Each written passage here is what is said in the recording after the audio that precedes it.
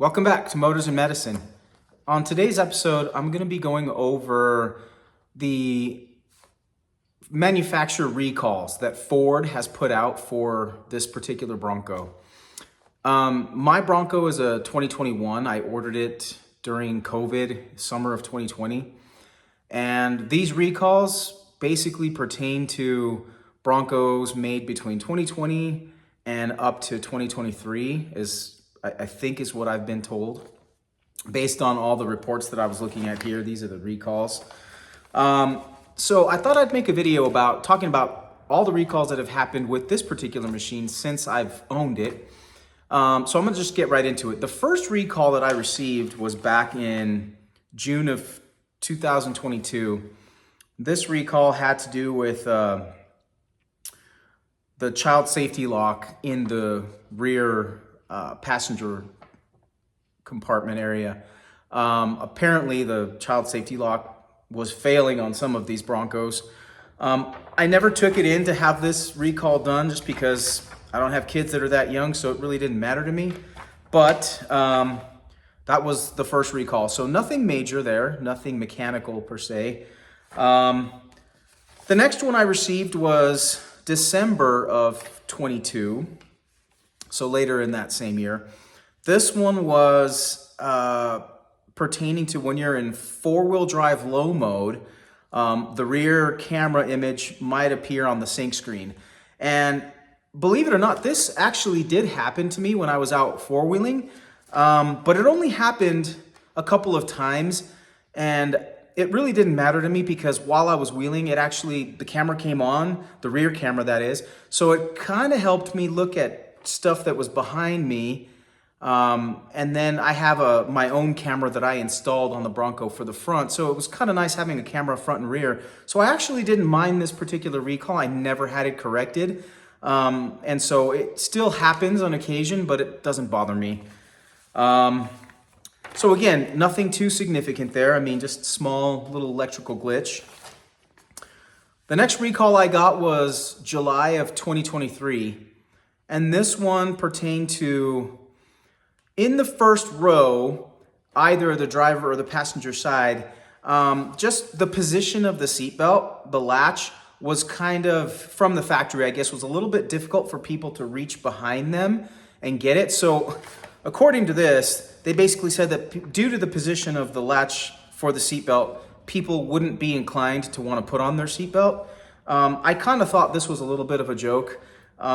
It's really not hard to just reach behind you and grab the seatbelt if you're inclined to wear one in the first place. So I never had this done either because I didn't want them to put some hack job on my seatbelt latch to try to make it easier for me to put my seatbelt on. But that was another recall that I received.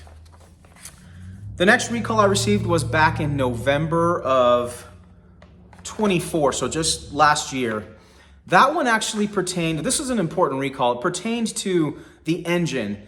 So on a couple videos in the past, I had explained to you guys that this particular engine, the 2.7 liter twin turbo, which by the way has been a great engine, there were a few engines in this first go around between the summer of 2021 and like March of 21 through September, early October of 21, in that time frame, there was a batch of these 2.7 liter twin turbos that had faulty valve stem seals installed.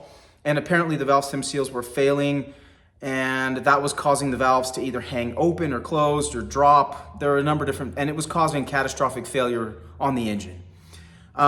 This happened to, I don't know the exact number, but it was a fair amount of these Broncos in the 2.7s. Mine never had that problem. I was lucky.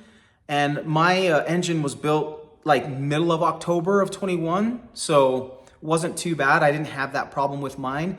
However, regardless of that fact, Ford, after investigating from 2021 until just 2024, about 3 years or so, roughly, November of 24, they sent me another recall saying that we're going to have to do a mileage examination, inspection of the engine, and see how many heat cycles the valves have been through to determine if this engine is at risk or if it's just going to continue to run fine.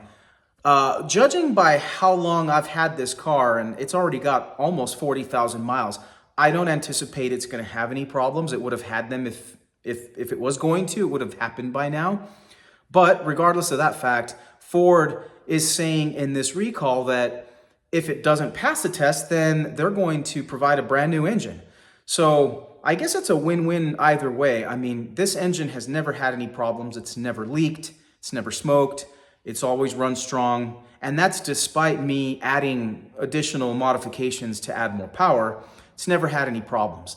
So I'm not worried about it, but it's good to know that when they do call me in to get that inspection done, if for some reason it didn't pass, at least I know that it's going to be getting, it would potentially get a new engine. So that's something that you guys want to keep in mind. If you bought your Bronco between 2020, or actually if you received it between 2021 and 2023, some of those engines had those problems.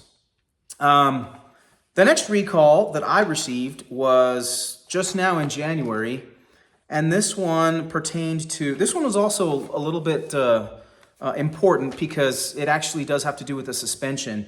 This particular recall pertains to the rear shock absorbers, which on this particular model, because I have the Sasquatch package, this has the Bilstein shocks that are kind of Sensotrack adjust.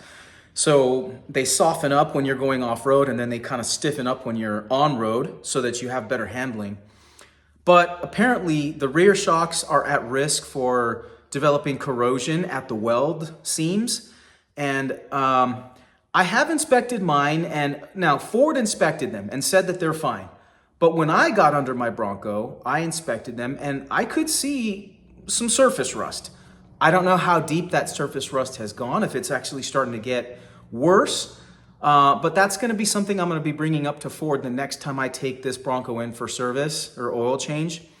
I'm going to have them have a closer look at that rear shock because they're saying that as a fix, they may have to replace the entire shock assembly, which again, is another thing that just blows my mind. But I don't know if I'm going to experience any problems or failures with that, but it is in the back of my mind. And of course, I am going to be going off-roading again here pretty soon in May.